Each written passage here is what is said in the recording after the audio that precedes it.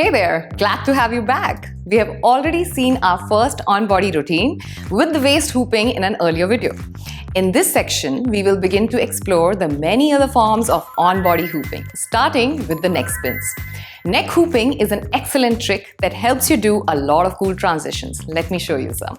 Take the hoop and place it on a horizontal plane, like on your neck like this, right? It should be touching your neck at the back, and you should be keeping the hoop at an eye level, just like this, not too low, not too up, right at your eye level, right?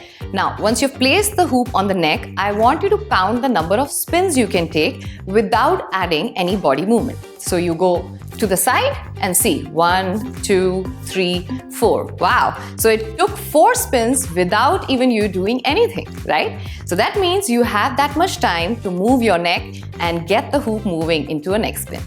So let's start again. Keep the hoop on the neck. Make sure it's at the eye level. Take your hand from the side and make sure you're pushing the hoop right at your neck level. Take your chin out of the way and move your hand to the left side, just like this. Not too low, not too up. If you go up, you're gonna hit your face, okay? We don't want that. So keep the hoop at the neck level like this and push your hand to the side, then push your neck to side to side, side to side. It also helps if you keep repeating that in your head that you're going left to right, left to right, left to right. So while you're doing this, make sure that nothing below your neck is moving. Don't get into doing this, okay? So keep your hoop on the neck, make sure it's at eye level, push it and shift your body weight from one leg to another, one leg to another. So lock your body like a statue and move like this. Looks weird, but helps you learn, right? So go side to side, side to side, side to side, relax, and that's how you do neck hooping, side to side. All right, so let me show you the second technique of neck hooping.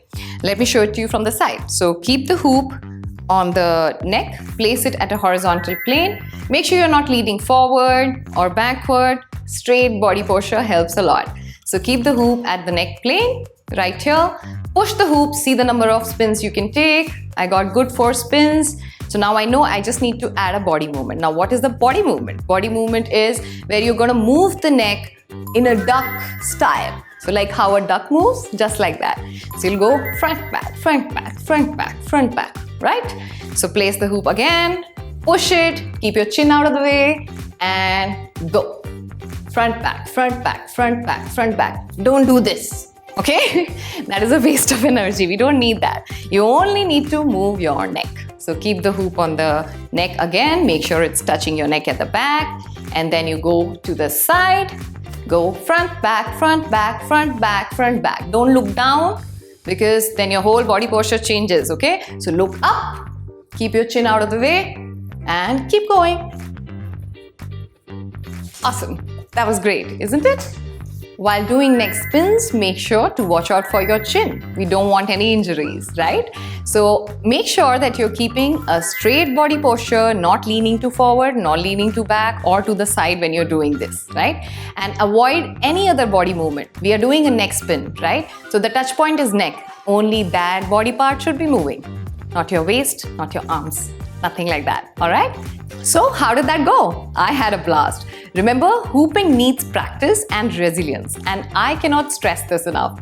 Keep at it, and I'm sure you will get comfortable very soon.